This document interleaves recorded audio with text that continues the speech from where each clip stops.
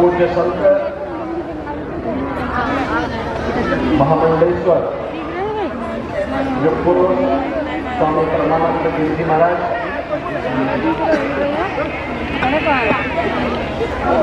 देश के जुगाड़ों और यशस्वी रक्षा मंत्री आदरणीय श्री राजनाथ सिंह जी,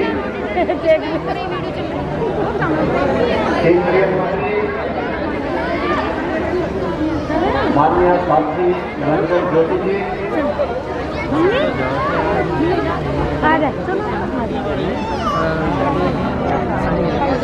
आज के समारोह में उपस्थित पूज्य संत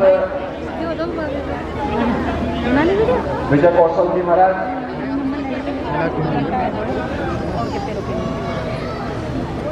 गीता मनीषी पूज्य संत स्वामी ज्ञानानंद जी महाराज,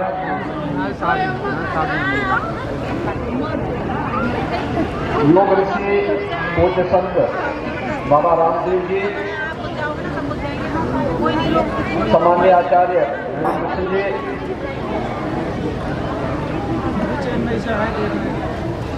सामान्य संत गुरुमा आनंद मूर्ति जी,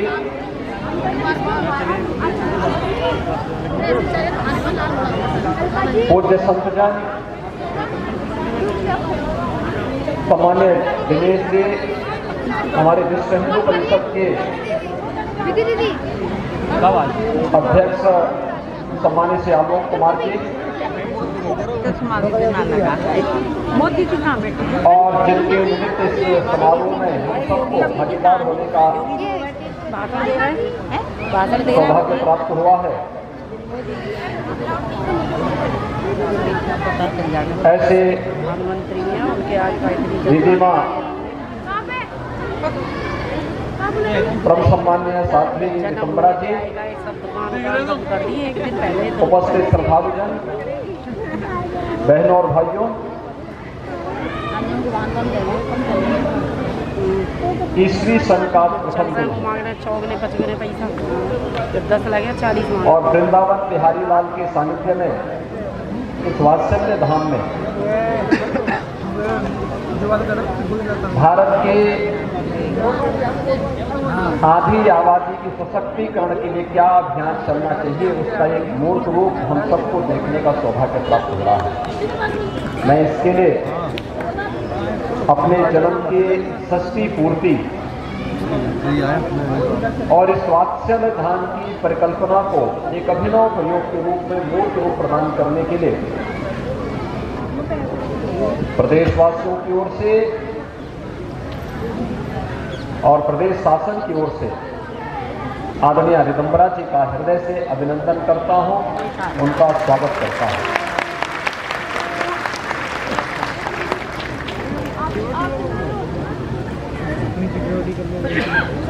देश की आधी आबादी एक लंबे समय तक गुलामी कालखंड के उन रूढ़िगत विचारों और कुप्रथाओं का शिकार रही है। अलग अलग क्षेत्रों में प्रयास हुए, लेकिन यह प्रयास अद्भुत था। एक तरफ आदरणीय नितंबरा जी का षष्ठी पूर्ति का समारोह और दूसरी ओर वात्सल्य ग्राम की रजत जयंती का वर्ष अभी विगत वर्षी संपन्न हुआ है, स्थापना। और आज एक नया कार्यक्रम का शुभारंभ किया हो रहा है।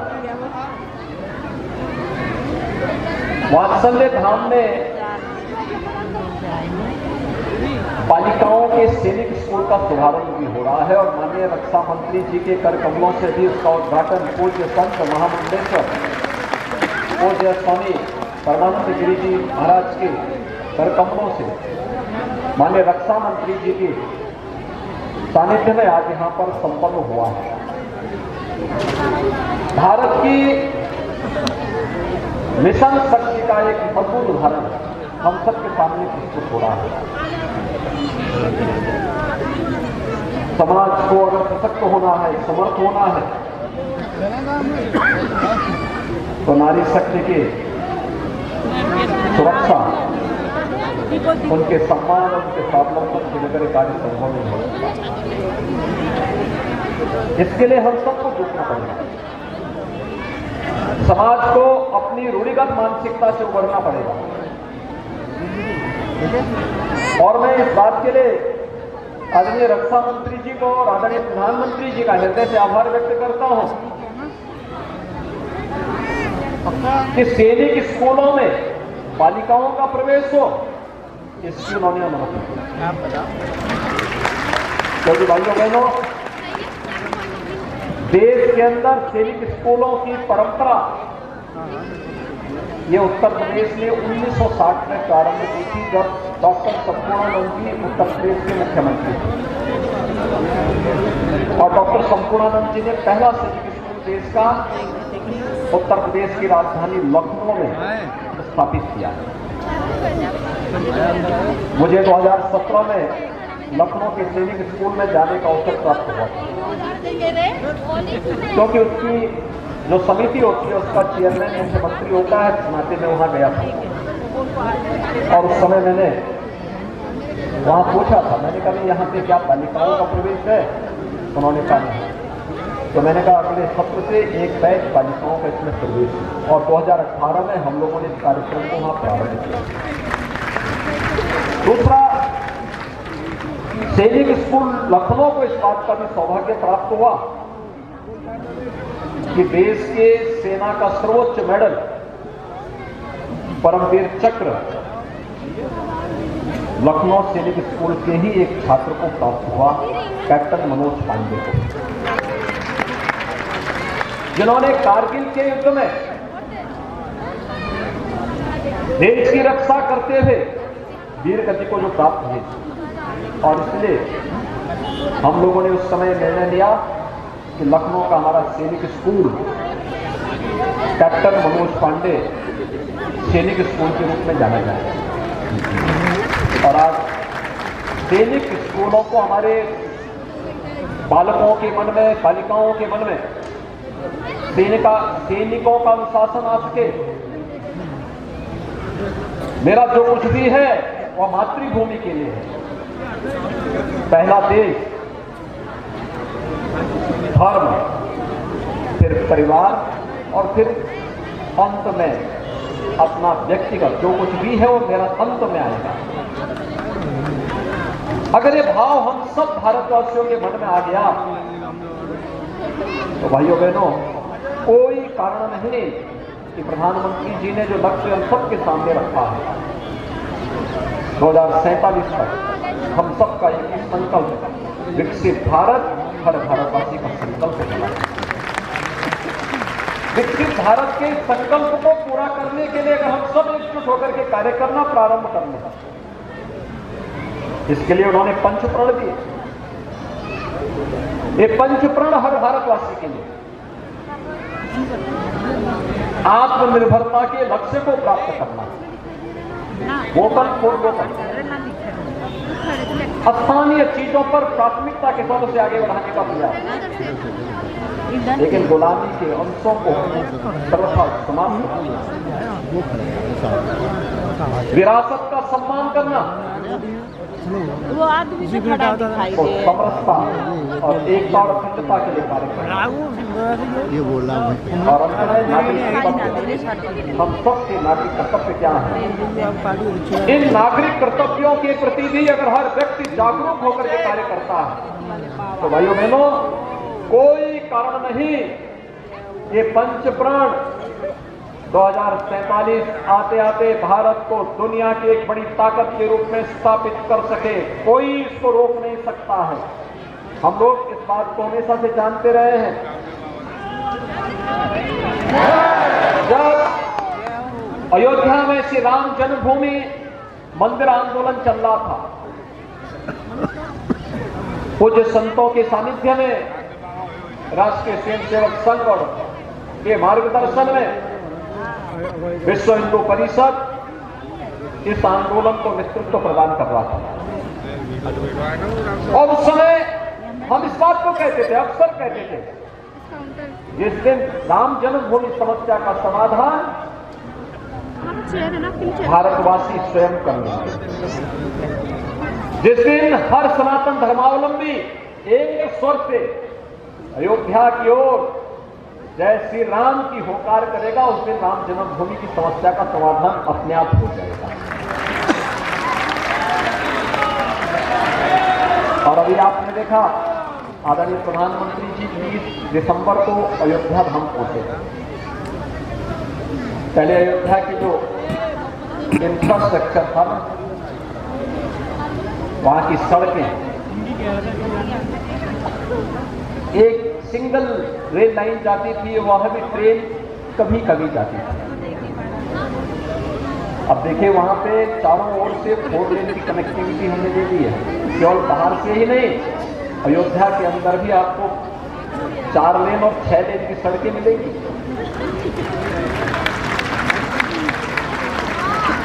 22 जनवरी के बाद जाकर के थोड़ा अयोध्या धाम को देखिए, आपको त्रेता युग याद आ जाएगा।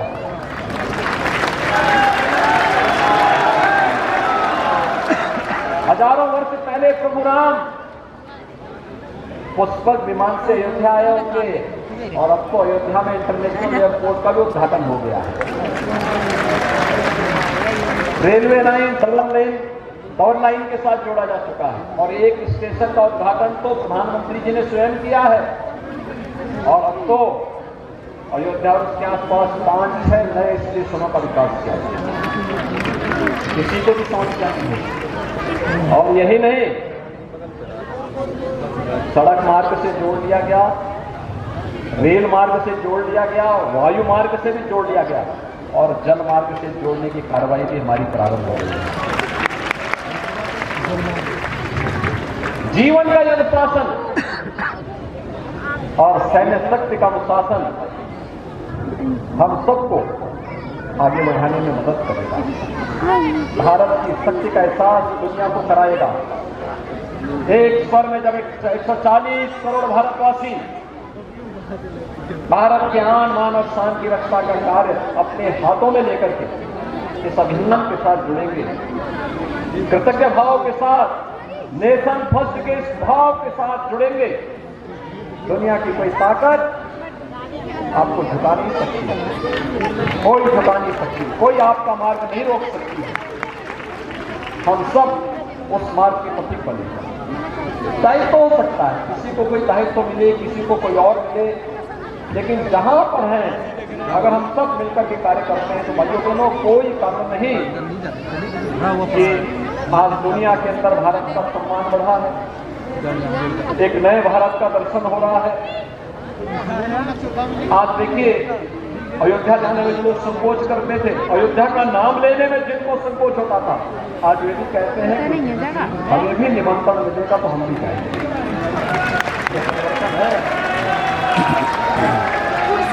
यही परिवर्तन है। आप अपनी ताकत का एहसास कराएंगे तो हर व्यक्ति आपके साथ जुड़ेगा, और उस परिवर्तन के साथ जुड़ने के लिए आज हम सब आपके पास यहाँ पर एकत्र होकर के आए हैं।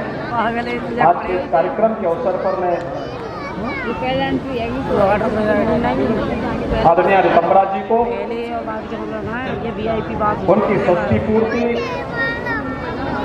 और बालिकाओं के इस सैनिक स्कूल के शुभारंभ के लिए इस वात्सल्य ग्राम में इस भव्य आयोजन के लिए हृदय से उनका अभिनंदन करता हूं, उनको बधाई देता हूं। उनके स्वस्थ और वीर जीवन की कामना करता हूं। राष्ट्र और समाज के लिए जो समर्पण का भाव उनके पूज्य गुरुदेव ने और उन्होंने पूज्य संतों के साथ मिलकर के आगे बढ़ाया है, वह पूरे संत समाज के लिए अनुकरणीय उदाहरण है। मैं उनका एक बार फिर से षष्ठी पूर्ति के इस अवसर पर हृदय से अभिनंदन करता हूं, स्वागत करता हूं। आप सबके प्रति भी अपनी शुभकामनाएं देता हूं, और आप सबको इस बात के लिए आप सबसे प्रार्थना करता हूं, अयोध्या का उदाहरण हम सबके सामने है। अब संघर्ष से नहीं, अब समाज की सारी समस्याओं का समाधान का रास्ता निकलने वाला निकलेगा। हम देश के प्रति अपना समर्पण भाव व्यक्त करते रहे और बिना डिगे, बिना हटे, बिना झुके लगातार आगे बढ़ने के लिए हम तत्पर रहें। इस विश्वास के साथ इस वृंदावन की भूमि पर यहाँ पे तो पहले से ही कार्य प्रारंभ हो चुके हैं। जिस क्षेत्र तो हमारे लिए बहुत पवित्र भूमि है, यहाँ पे हम लोगों ने पहले से ही नगर निगम को मथुरा वृंदावन के नाम से पहले से नगर निगम भी बन गया है। क्षेत्र तीर्थ विकास परिषद का कार्य तेजी के साथ आगे बढ़ रहा है और तीर्थ के रूप में इसके विकास की एक नए कार्यक्रम को आगे बढ़ाया जा रहा है। सारे कार्यक्रम एक साथ आगे बढ़ेंगे। आप सब अपने गृह मिशन के साथ निरंतर जुड़ करके कार्य करते रहें। आप सबके प्रति मेरी मंगल में शुभकामनाएं। ओम शांति शांति शांति। बहुत बहुत अभिनंदन हमारे श्रद्धेय योगी जी का एक बार।